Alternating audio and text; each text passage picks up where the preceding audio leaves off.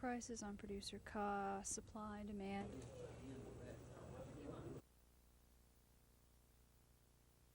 As you look at the market as a total, the diversion program has resulted in substantial cutback in milk supply in many southern markets, and as a result, substantial quantities of milk has been needed to be brought into the southern markets from distant areas at much higher cost than it would have come from the southern dairy farmers.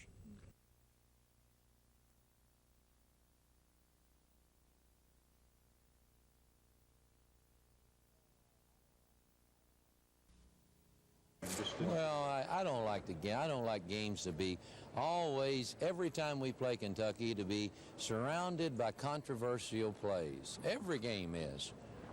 And it should not be. Sonny's contention that this late field goal by Chuck Person, which was disallowed, did not hit the shot clock, was wrong. It did hit the base of the shot clock, and the call was correct. However, it did appear that Chuck Person was fouled here as he went to the baseline late in the overtime and turned the ball over.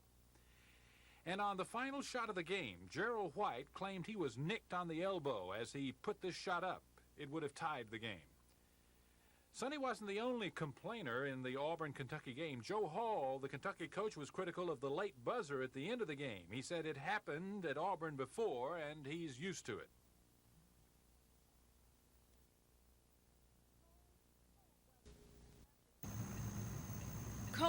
Cold weather and hazardous conditions in Alabama, some of which we've never seen the likes of before.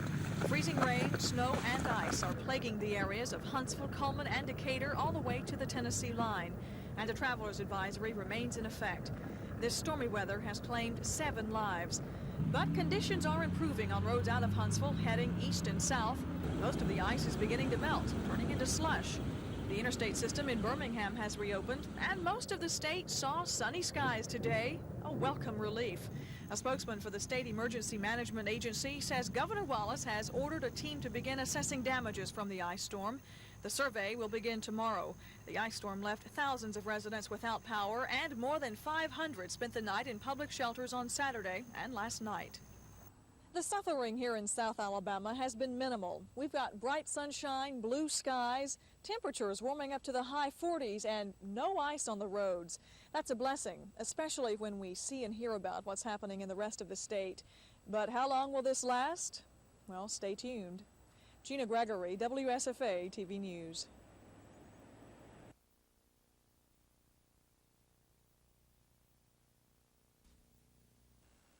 He said he was leaving, and they announced me as a coach, which I didn't really, real hard, typical Billy Livens player, real hard-nosed kid, not real, every emotion in the world in a very short period of time. The best thing about it has been the response of our staff and the community and the administration here and our players, I think, on an individual basis. Really seem to be behind what we're going to try to do, which is to maintain the good things that have happened, and real excited about that part of the changeover. So I see the goalpost out there. I know you can't live on the past forever, right? Well,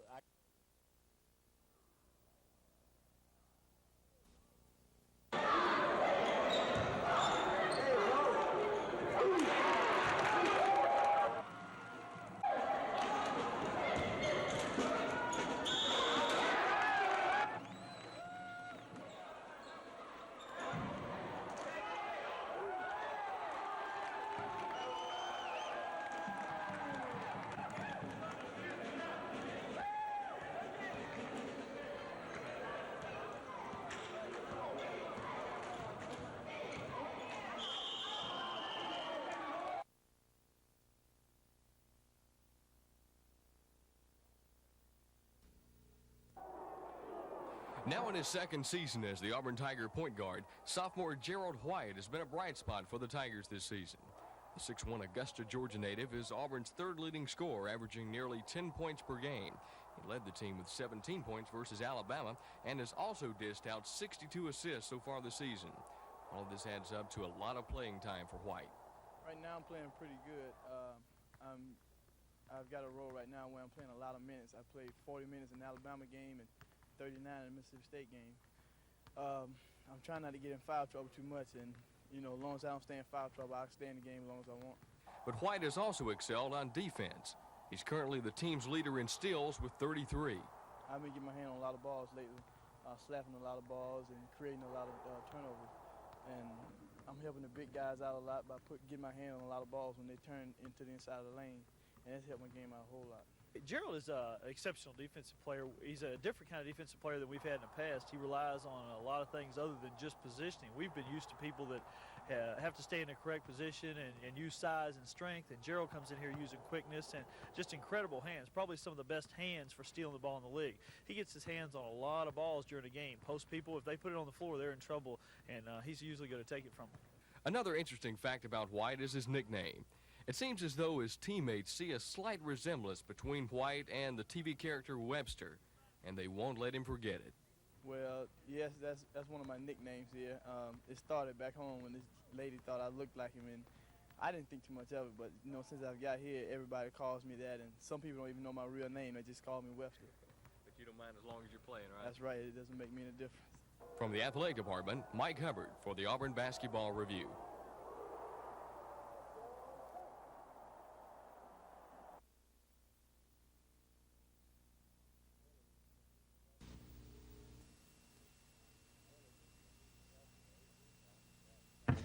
And really with the help of the AG's office out in California, and make a few brief remarks, but I think supervision. The custodian deprived us. But, folks, when you point a pistol in juvenile delinquency, in my court, any time, any place for delinquents, I'm going to give you 3 years. You think it's not fair? Don't point pistols. Because a kid with a gun is 10 times more dangerous than an adult will ever be. No maturity, no judgment, no fear of consequences. Serious delinquency is a group phenomenon. Therefore, when I see the beginning of a teenage gang, I will take the leader and ship them up for at least a year. Almost regardless, as long as it's a felony type offense, and as long as this is the kind of offense the kids can't get any more than adults can get.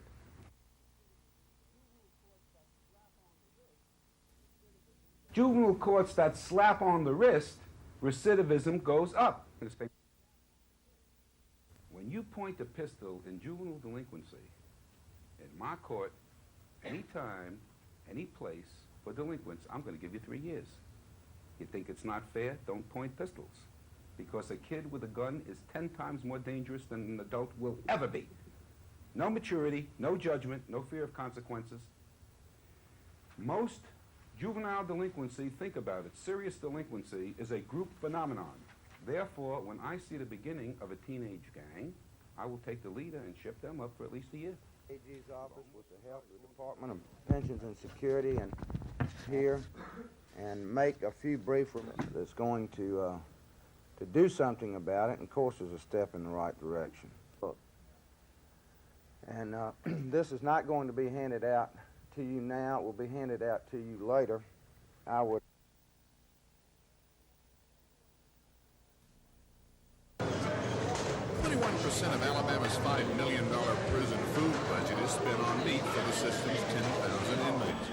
Prison officials say the state may have been overcharged by nearly $600,000 for beef of a lesser quality than was paid for. State Corrections Commissioner Fred Smith. November, we discovered that there may be a possibility that we were not getting the quality of meat that the state was paying for. Therefore, I ordered a complete investigation by my investigative division into this matter, and I'm told that at this point the investigation is complete and we're turning it over to the Attorney General's office for possible grand jury action. TV 12 News has learned that the Justice Department has been made aware of the allegations involving the meat and that the FBI may be called in to investigate whether or not there's been any federal violations in the case. This is Norman Lumpkin, WSFA TV News, Draper Prison.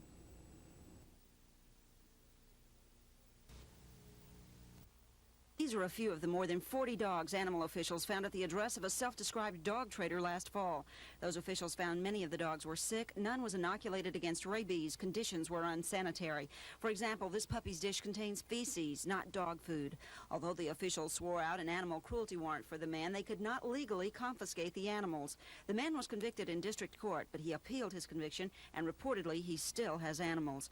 The Autauga County District Attorney recused himself from the case, so prosecution has fallen to the Attorney General's office. The old law allowed humane societies to confiscate animals that they found were being cruelly treated or abused in any way, and they would take the animals from the owner that was mistreating them. We don't have that law anymore. It was struck down as being unconstitutional. The situation now, if the law enforcement authorities, the sheriff's department or a police department, doesn't get a search warrant, then those animals remain with that person who's been abusing them, mistreating them. Montiel says the current situation causes big problems for prosecutors, but there is legislation pending that will give Alabama a constitutionally sound confiscation law. Once the bill is introduced, will it get serious attention? With all the human issues facing the legislature, that's a question that concerns those who are concerned about animals. Lynn Sampson, WSFA TV News.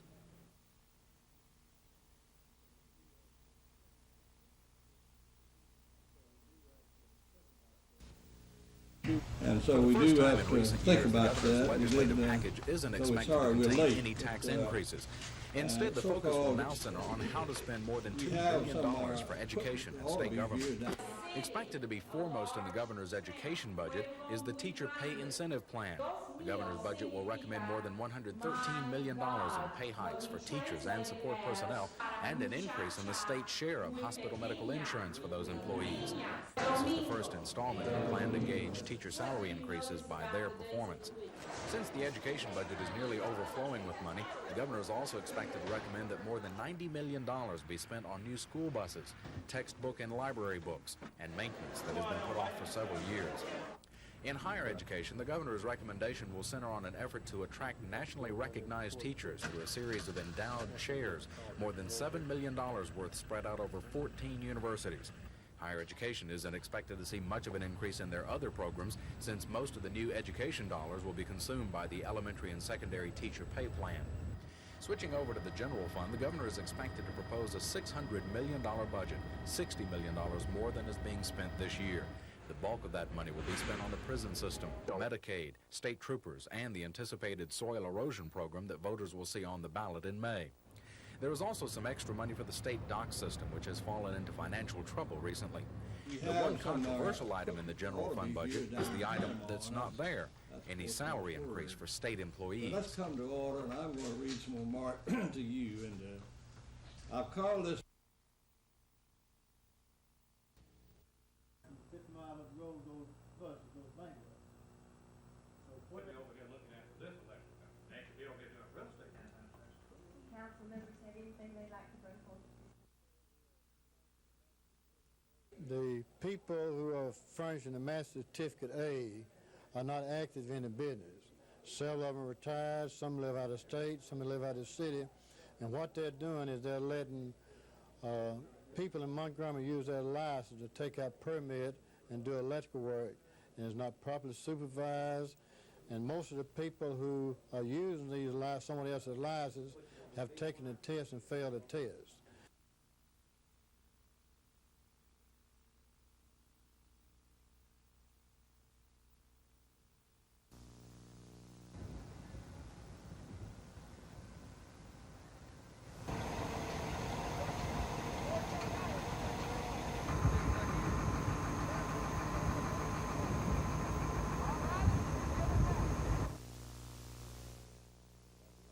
I don't know, it just happened so quick. It was probably lasted 1 or 2 minutes, and limbs were flying and roofing flying, and blew a tree over on the van, and soon was gone.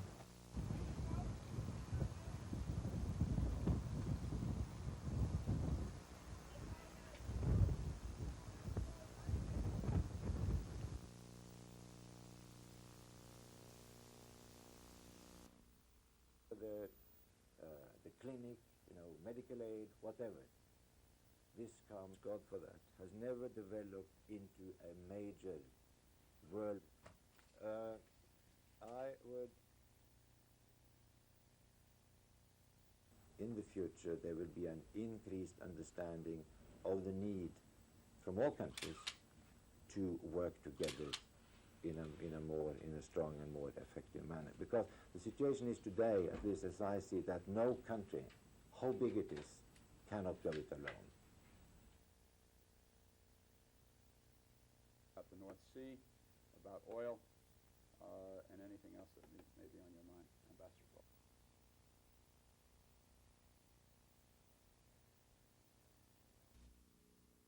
His Excellency, the Governor of the State of Alabama. Despite a rainy Tuesday night, Governor Wallace says the state's governmental skies are clearing and an economic burst of sunshine is on its way. We have come from prorated budgets that we inherited when we took office as a result of the recession to surpluses in both the general fund and the educational trust fund. And with those bountiful budgets, Governor Wallace outlined his spending plans. To help the students of the state, the education budget offers funding for part of the Plan for Excellence. It also offers new school buses, text and library books, math and science equipment, and an endowed university teaching program at several universities. And for teachers, a career ladder plan with nearly $130 million in pay hikes and health insurance benefits. But the surpluses in the general fund don't include any pay hikes for state employees outside of the annual merit increases. I think it's that Governor Wallace has just made a conscious decision to ignore state employees, and I think that it sort of reflects, what he thinks their worth is. And so we are very upset about it. Yeah. The governor recommends the surpluses in the general fund be funneled into prisons and mental health, a soil erosion prevention program, and the state docks in Mobile. Outside of his budgetary plans, Governor Wallace clearly campaigned for his recently passed offshore oil bonus investment plan, which voters will see on the ballot this May. That we're going to have a trust fund in the general fund of Alabama that in 10 years from now and 5 years from now is going to be able to solve every economic problem we have in government. Please vote yes on May 14th on this trust fund. Crime reform and the drinking age also topped the governor's list of priorities. Although he ran out of television time to mention it, his prepared text called for the death penalty for major kingpin drug traffickers, and his speech encouraged passage of a measure raising the legal drinking age from 19 to 21. The governor divided his time between recounting his accomplishments and listing his 1985 goals. One political observer noted that in terms of listing goals versus accomplishments, this speech had every tinge of an ongoing campaign, a Wallace trademark. Chris Grimshaw, WSFA TV News at the Capitol.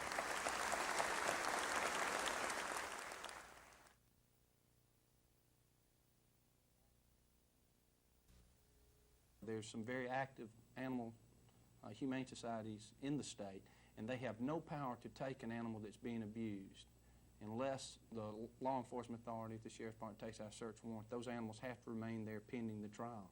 Since 1983, Alabama hasn't had a law allowing Humane Society officials to confiscate animals that have been abused or neglected. A case in point, these animals, whose owner, a self-described dog trader from Watauga County, was convicted in district court of animal cruelty. He has appealed his conviction. Legally, the Humane Society officials who swore out warrants against him have not been able to remove the animals pending the outcome of the case. Because the Watauga County DA recused himself, the case is being handled by the Attorney General's office.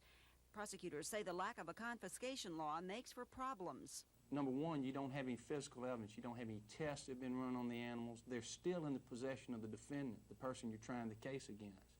And we have had cases where the person has tried after he was caught. He then tried to feed them and all these type things to excuse the bad treatment he was giving them at the time he was arrested.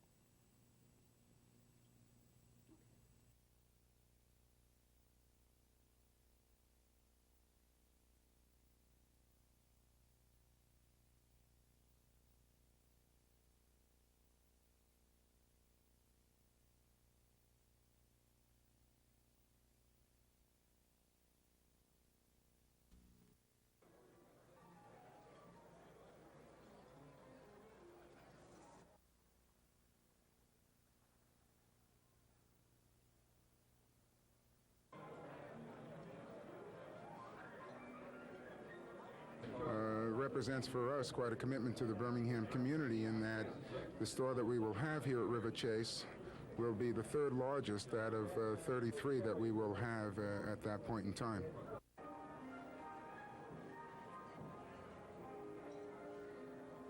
Obviously, the Macy name is one that's fairly well known. I think by the store that we build and the way we merchandise it, I think we'll be able to make an impression on the shopper here. And with all due respect to the competition, I think we'll be able to hold our own.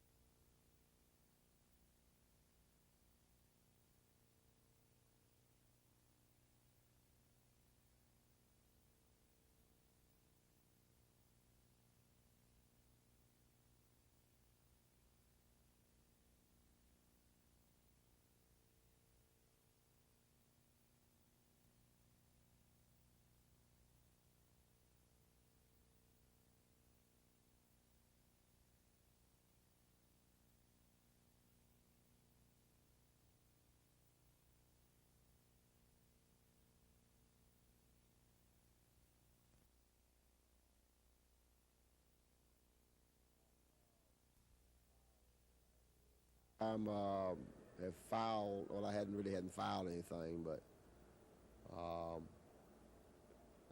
I have to watch what I say, but I've been in the league for a long, long, long time, and I don't think that I have ever witnessed or seen anything that, you know me well enough to know and watch me coach, that I get upset with things on the sidelines, but I never air my frustration after a game. Never have. And if there's a blame to be given, I always either try to take it myself or tell the public in Alabama why I think we lost or what we need to do to improve or something about our team. I've always done that in coaching. But in this particular game, I think there's some things the players and coaches couldn't do much about.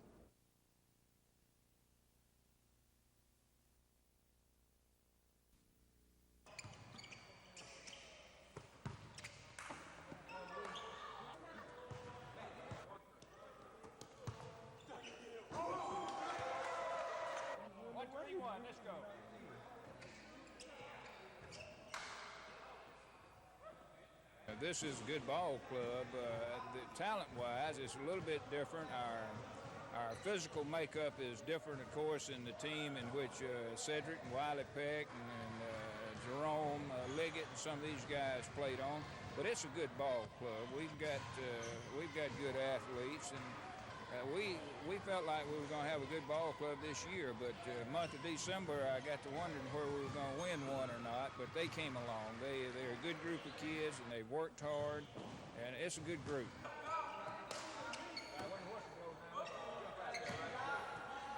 Let's get you a shot.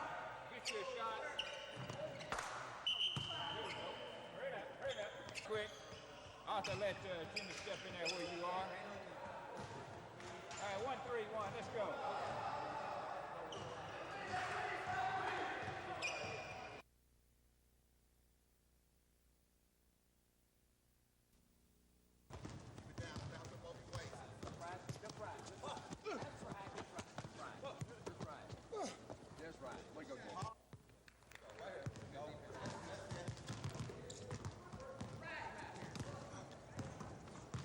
Georgia's playing extremely well. They've had a really good season since the first three conference games. They struggled in those three games, and we were fortunate to beat them one of them. But I think Georgia is playing probably as well as anybody in the league. And, of course, after that, it's regardless of how Kentucky's played during the season, they're always difficult beating Rupp Arena. So we've got two hard ones. Atta baby.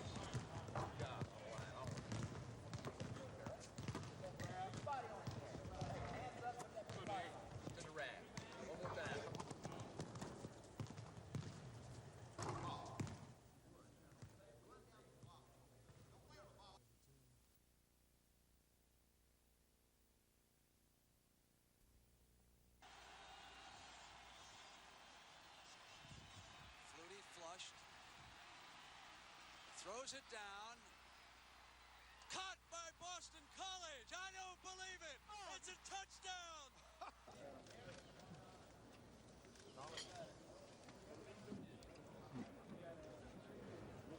There's no doubt in my mind I'm tall enough to play pro football. The only doubts come when you go on the field and you wonder, are you good enough? I honestly believe that the biggest adjustment will be the speed at which things happen on the field, because there's so many great athletes out on the football field at the professional level. I think I have a strong enough arm, I have some quickness, I can stand in the pocket and throw the ball. Those things aren't going to be a problem. The only things that are going to is the speed at which things happen. Guys being covered a little bit closer, people aren't quite as wide open, you have to put the ball on the money.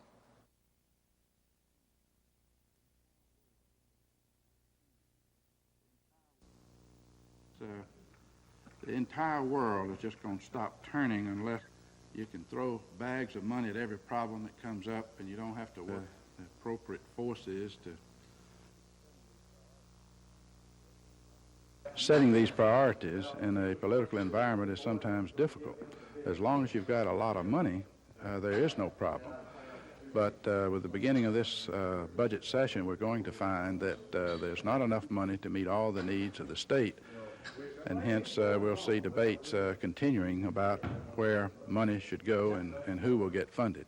I don't know whether any of you have ever visited, so that they can be taught reading, writing, and arithmetic. And that is a tremendous advantage for our state. Dr. Rex Rayner is no stranger.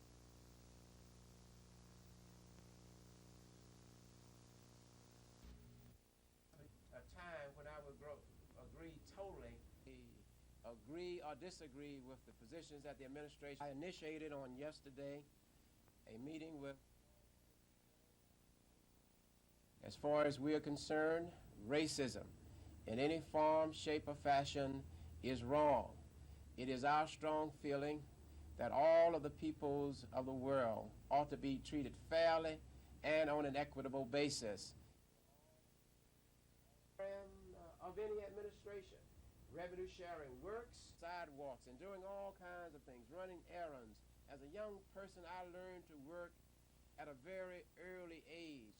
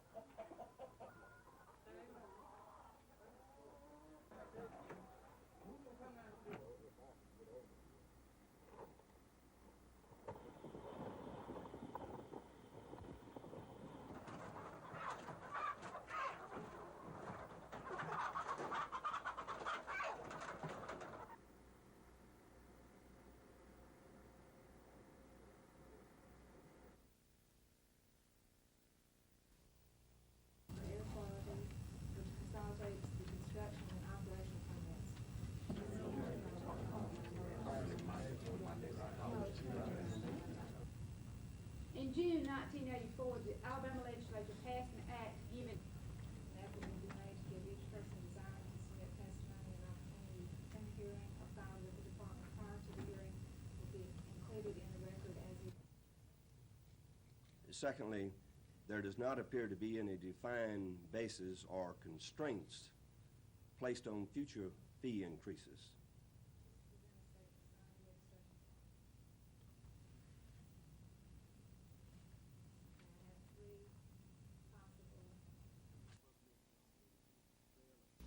Considerable publicity on the sale of tax property by the department in 1983. I'd like to say that I stand very firmly behind our decision to say this administration that I will uphold each and every had sold these lands as provided for by law on an annual basis. And that requires a stipulation in section 40- close where title insurance is not acquired. The purpose of insurance is very, very serious. It's something that, you know, of course, taking this job of Revenue Commissioner, I recognize that, you know, it's not a very popular job. It's probably one of the most unpopular jobs, I guess, that somebody could have. Worrying about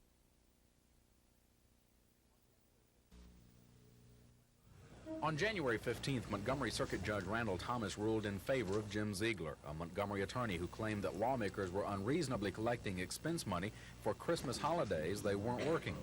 Judge Thomas ruled that the lawmakers not be paid their share of the $116,000 until a hearing could be held.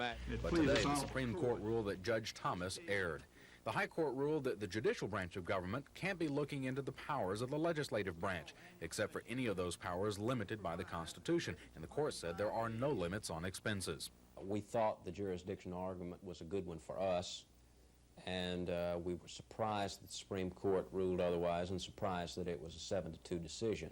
The Supreme Court told Judge Thomas to dismiss the case and assess all of the court costs against Ziegler. While the lawmakers won this case, they're still battling the war of public opinion, which is in part why Representative Jack Venable is having a relatively easy time pushing a bill changing the way lawmakers are paid. That particular issue embarrassed so many members of the legislature that they are now willing to do something, and I believe there's a lot of support for my piece of legislation.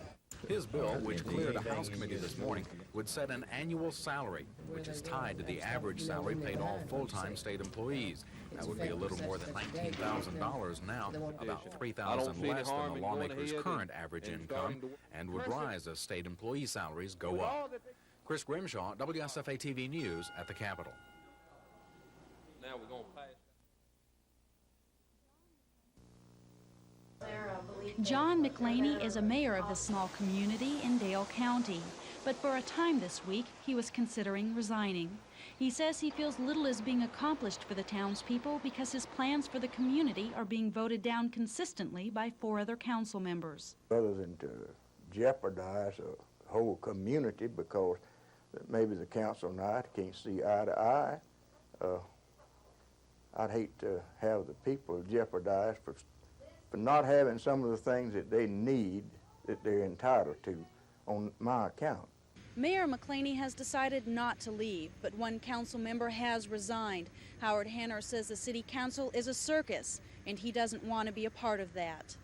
McLaney says his first 2 terms in office were productive, and he hopes somehow to convince the council members to work with him rather than against him. Those council members we talked to say they have no personality problems and vote in the best interest of the community.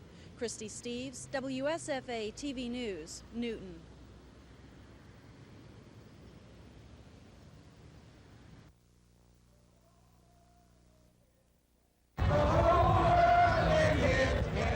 Demonstrations against the South African government's policy of segregation have made apartheid a major political issue in 1985. Johnny Ford says his meeting with Vice President George Bush convinced him that the United States is taking a firm stand against South Africa. But he says as president of the World Conference of Mayors, he's taking an even stronger stand. As far as we are concerned, racism in any form, shape, or fashion is wrong. It is our strong feeling that all of the peoples of the world ought to be treated fairly and on an equitable basis. Bringing his concerns a little closer to home, the mayor says he spoke with Labor Department officials while in Washington.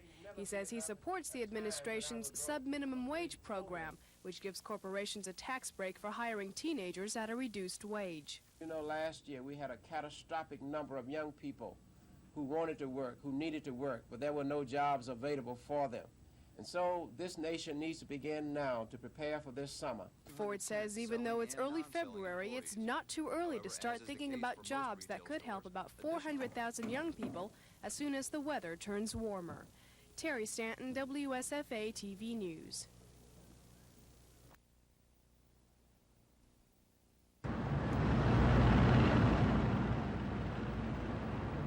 Panama is often described as a country of haves and have-nots.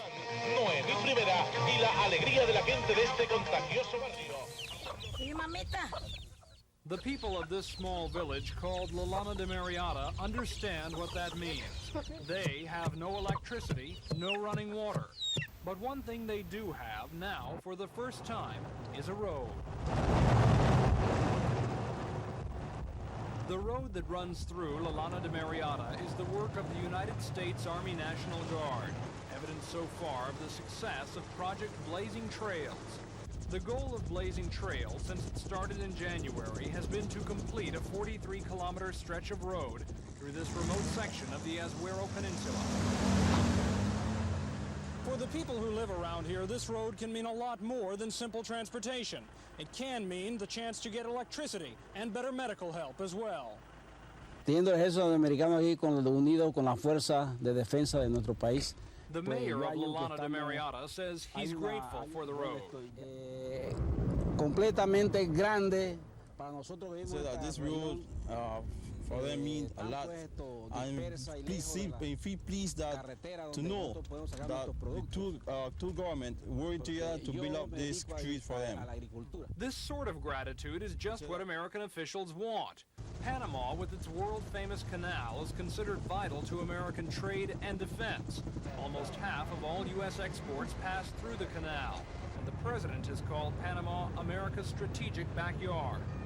With the canal set to go under full Panamanian control in the year 2000, United States military leaders say in the meantime they want to establish an even firmer friendship with the Panamanian people. Saluda a Estados Unidos! Building the road, though primarily for military training, certainly can't hurt when it comes to making friends. Most of the people here really enjoying it. They feel like what they're doing is worthwhile. I think the road is a very important necessity for these people. My job, Bill, is very important. The road must be completed by May, before the 6-month rainy season begins. It will change the way people live around here. It already has. And if the United States gets what it wants, it will also change the way Panamanians think.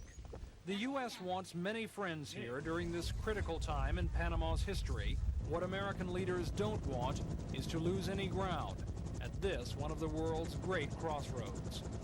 Tom Foreman, WSFA TV News, Panama.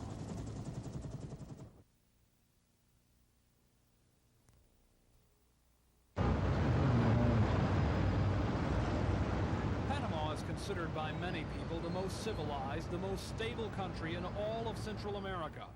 Panama City, the capital, is a sprawling metropolis of almost 500,000 people. It's also a world banking center. The reason for that is simple. Panama City sits at the southern end of the world-famous Panama Canal, the all-important trade link between the Pacific and Atlantic Oceans.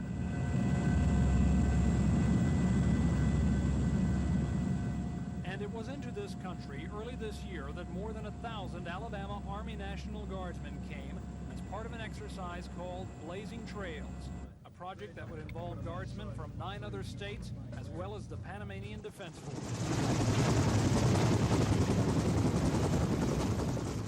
The plan was to build a road here on the Azuero Peninsula, hundreds of miles from any major city in a mountainous land where there is no electricity and no running water, save that of the Pacific. Major General William Hornsby heads the Alabama Army Guard. Well, the ultimate goal is to train the Guard in an environment that's foreign to what we have back in the United States. Alabama Guardsmen are playing a major role in this unique training exercise.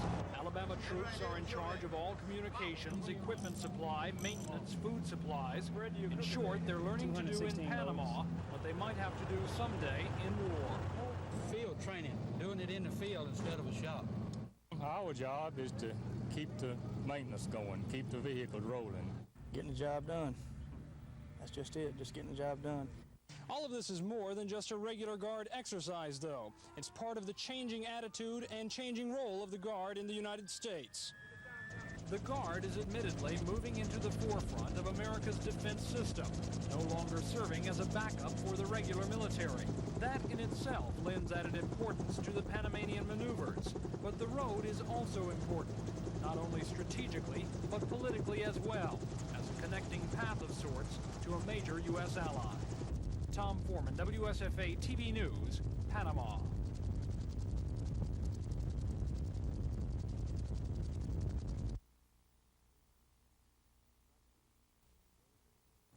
Secondly, the waiver form will state that the inmates will and must abide by the same rules and regulations that we operate in the state facility. Thirdly, Not only will it take an approval by the sheriff and the inmate, but we will add to this waiver form, the county commission must approve it. Now,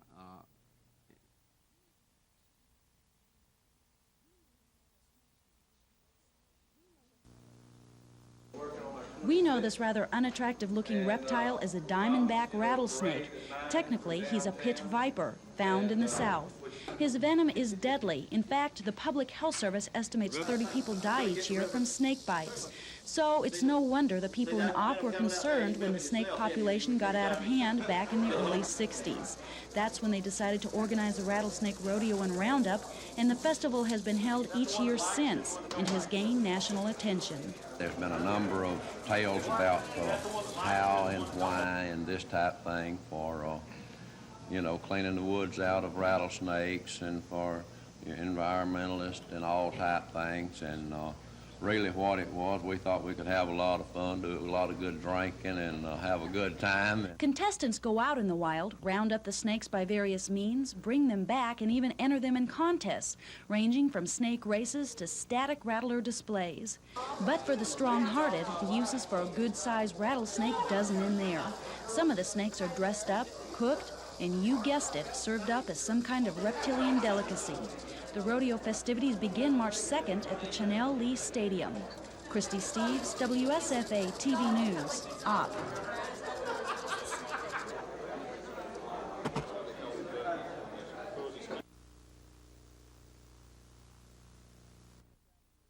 Receipt for sure. At the Highland Avenue Adult Center in Montgomery, something wonderful is going on. Well, maybe you can never call tax preparation wonderful, but what's happening here is certainly making the job, well, a lot less taxing. This is the Tax Counseling Service for the Elderly, a program to help senior citizens prepare and understand their tax returns. See, that's over $800 that you have left. The program was set up 16 years ago by the American Association of Retired Persons and the Internal Revenue Service. 21,000 volunteer tax counselors work with the program across the country. John Lukovich coordinates the local effort.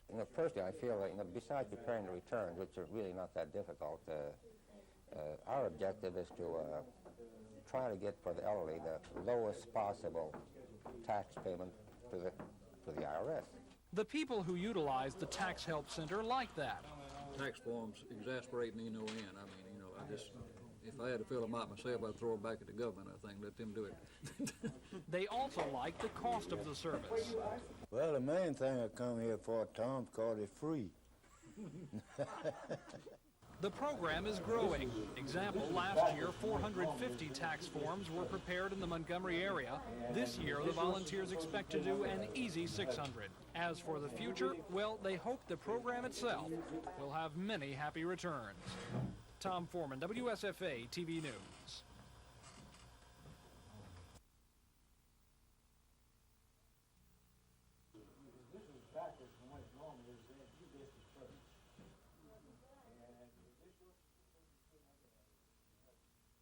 Go back into your other one because the right.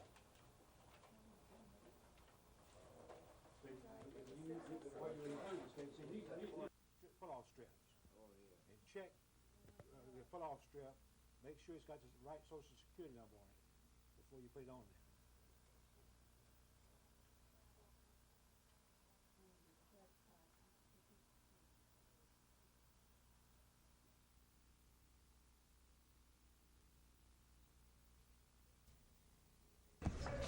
Judge Randall Thomas accepted Dacey's guilty plea, but not before he insisted that the 56-year-old former state insurance auditor explained in detail what he was guilty of. The hearing took about 5 minutes. Attorney General Charles Graddick attended the hearing and asked the court to give Dacey the maximum sentence. We're recommending the maximum of 10 years in the state penitentiary. We're also recommending that the judge assess a fine of $10,000, which is also the maximum. And we're also asking that the state the judge require that the defendant pay $10,000 to the Victim Compensation Commission. The maximum sentence that I've asked for, I think, is appropriate for the type crime that this individual committed. He betrayed a tremendous amount of trust and confidence given him for his public position. The sentencing date for Charles Dacey before Circuit Court Judge Randall Thomas is February 22nd for his violation of Alabama's ethics law. This is Norman Lumpkin, WSFA TV News reporting.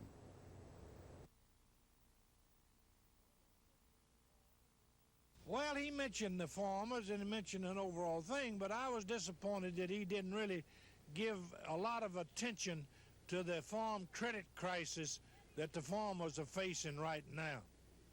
On the tax simplification versus deficit, he spent more time on tax simplification.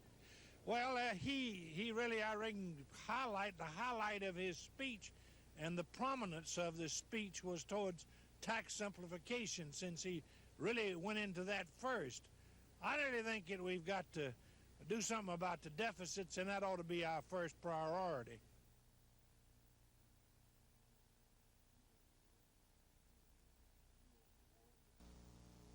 Award that I was made aware of a few days ago. The rocks from the Apalachicola River is a great occasion. I looked down at the ground and I noticed that it appeared that we were coming in.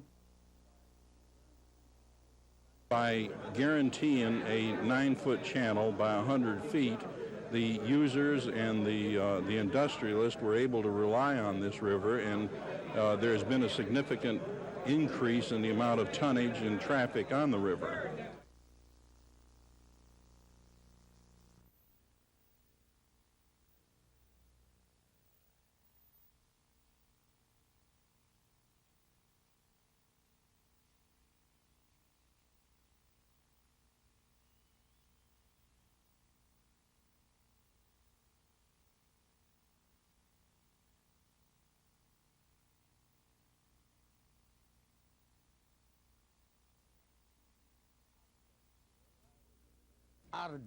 A Prattville native and an expert in unconventional warfare, anti-terrorism, and emergency survival, Morgan Smith spent 2 days with a small band of rebels as they battled the powerful Soviet-Cuban-backed Nicaraguan government.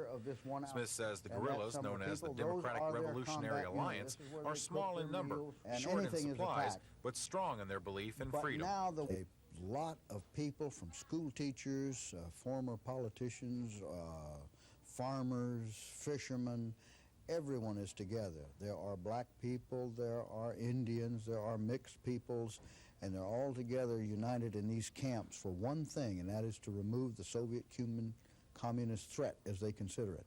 Smith says the freedom fighters' message to the United States is that as long as communism remains in Nicaragua and Central America, they will fight and revolt, with or without U.S. help. They do not need United States forces right now. They do not need advisors. They could write the book to tell us how to do that. They need materiel. They need the uniforms and the boots and a bit of ammunition and some arms with which to combat the very, very strong, well-equipped with Soviet and Cuban equipment and advisors, the military in Nicaragua. Smith says his trips to Washington have been encouraging, but speaking to groups such as the Kiwanis Club today helps involve the general public, or at least makes it aware of what's going on in Nicaragua. He says the U.S. must act soon, or the chances of a Central American conflict such as a Vietnam will be inevitable. Dean Argo, WSFA TV News. I do not advocate.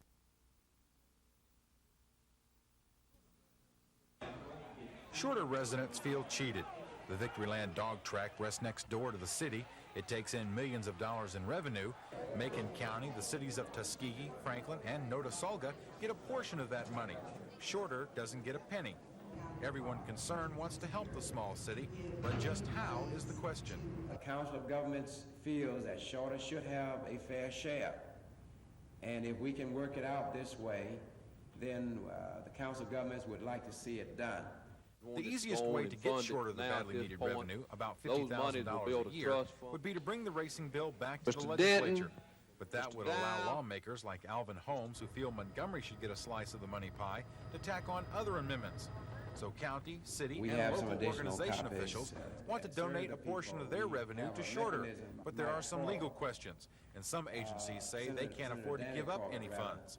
The city of Shorter doesn't care how the money is sliced up, just so it is. Take a few moments. We certainly do not want to take an immovable position that you must take the bill back to the legislature. At the same time, we feel that we deserve our share of the benefits from the track, as we are in the position of having to deal with the majority of the problems caused by the opening of the track. Everyone here agrees the city of Shorter deserves a portion of the dog racing revenue. But the consensus is the bill should be taken back before the legislature. The fear is that the revenue would then be open game for all lawmakers, causing the cities, the counties, and the agencies that are now benefiting from the dog track to lose far more than their fair share. Dean Argo, WSFA TV News, Tuskegee.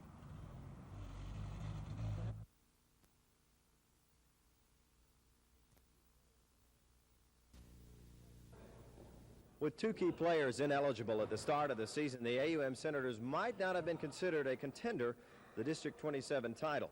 But a win over arch rival Birmingham Southern Thursday night will move the Senators into a second-place tie with the Panthers, just one game behind division-leading Athens State. Well, it's a really big game for the players. We've been working hard in practice the whole week. Coach has really gotten us up for the game. I feel we need to get revenge on Birmingham Southern because they beat us up there by 11 points. Last year they stopped us from going to Kansas City, the championship, and they have a good team, a good program, and the biggest part is it's a conference game. Rawls, a 6'5" junior forward from Selma, scored 31 points in the Senators' tune-up for Birmingham Southern Monday night, a 69-60 victory over Phillips College. I think, you know, the emotional hurt from that Saturday night fiasco at Jacksonville State really was kind of lingering a little bit, and then we kind of get it turned around, and Phillips is no bad team. They hadn't won 16 games because they're, you know, a ragamuffin team. As a matter of fact, Xavier at New Orleans, who's a very good team, only lost 3, beat them by 2. So, you know, we were pleased to win the game by, what 10 or 12 points, so, you know, it wasn't bad. Tip-off tomorrow night at the AUM Gym at 7:30. Dave Cody, WSFA TV Sports.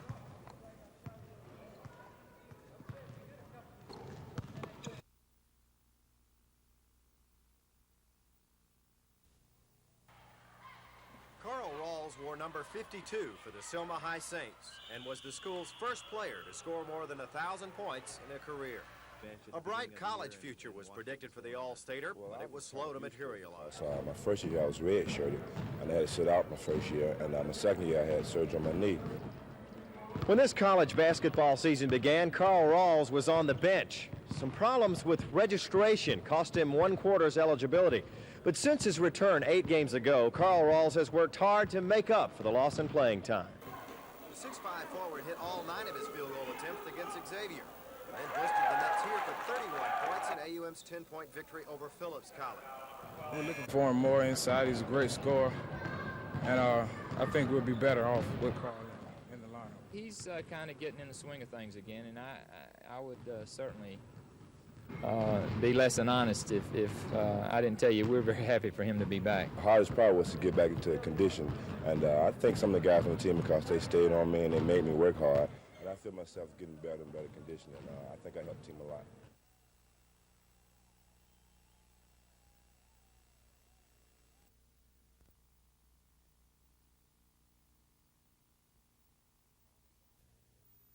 Auburn, down by 15 points early in the second half, went to work with a man-to-man defense and the hot shooting of Chuck Person, who ended the night with a career-high 39 points.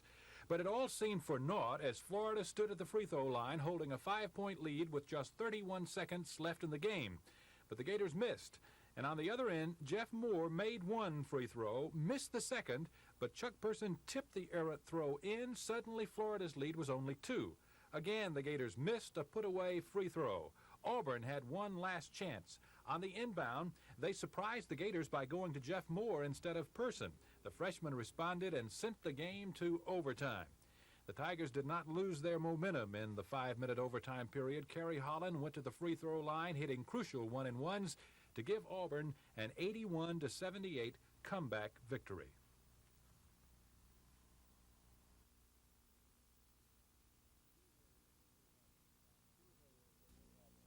Usually when we have a problem that we consider, you know, with officiating or with a coach or whatever, we try to take some action if we deem it is necessary, but it's very rare that it would be made public.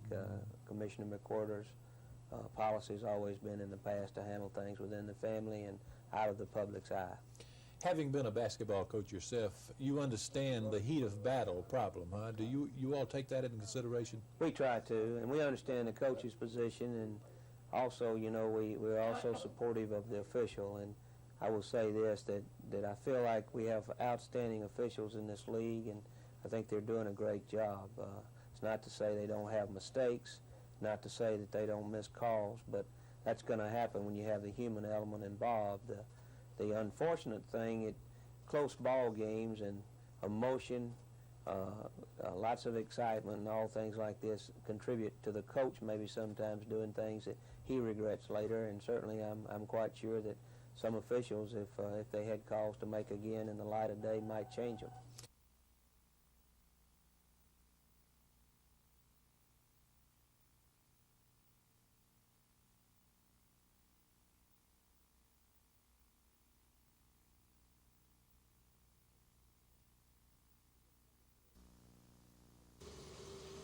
It was sunny today in Coffee County, a contrast to the heavy rains earlier in the week.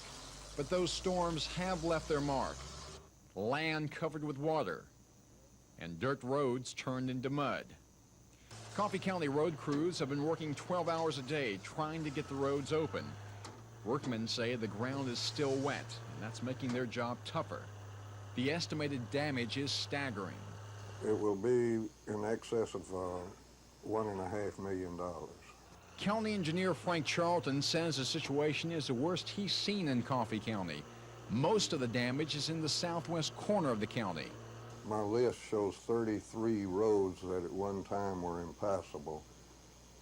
But the crews are working today, will work tomorrow and Saturday to get as many of them back in service as they can. The damage estimate is 1.5 times more than the engineer's budget for the entire year. State Senator Crum Foshee is trying to get some state money to help cover the damage. So far, the aid has not come. Cal Calloway, WSFA TV News, Coffee County.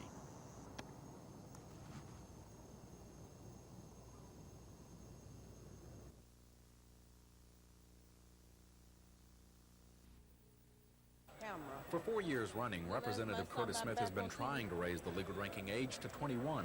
Smith's driving force is lives, as many as 27 that could be saved each year by raising the legal drinking age. On the other side of the coin were arguments that it's not fair to deny a beer to someone who can defend our country, trust with the right to vote, or even electrocute as a criminal.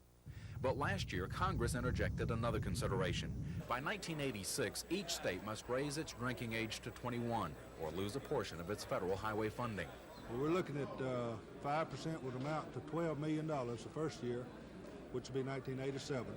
And then the second year would lose 10%, which would be approximately $24 million or plus, according to the amount of money you get. It could go higher than that.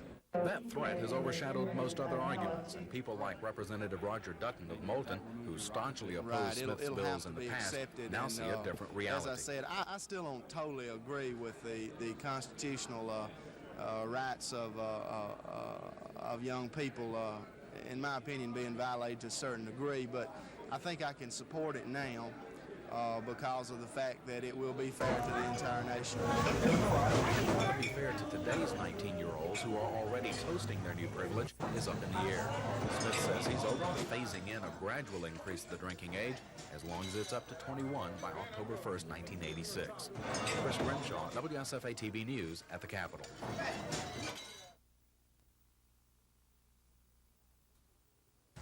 Since his days as an assistant at Alabama, Auburn's Hawkeye has had a reputation as a good recruiter. 3 bowl games and a Southeastern Conference championship in 4 years at Auburn have done nothing to diminish that reputation. Bottom line is working hard and you know, being able to communicate and liking people. I like people. I enjoy people. Dye says that Auburn has so much to offer, it sells itself, that the important thing is to evaluate the talent properly, find the right young men, and then see that they are exposed to the Auburn experience. The youngster's got to feel good about where he's going to school, and who he's going to have him play with, and who's going to coach him. Rock it around. You know, I think what you're doing with the program is important too. If you're winning or losing, and you're doing it with class, and there's a lot of things involved in it, and of course the players can certainly sense what's going on. A school can sign 30 players in a year, but they can have no more than 95 total on scholarship. Consequently, most schools recruit around 25 each year. The 95 rule means recruiters must be very careful. They can't afford to miss many times. What does Pat Dye consider the ideal recruit? You'd like to have a guy that had all the physical tools, the big heart, strong body, quick feet, and this overall athletic ability. You want a guy with character, class, intelligence, loyalty, and the sense of just a solid citizen, a guy that's going to make a good husband and a good father. Tomorrow night, we look at recruiting from the players' point of view. This is Phil Snow reporting.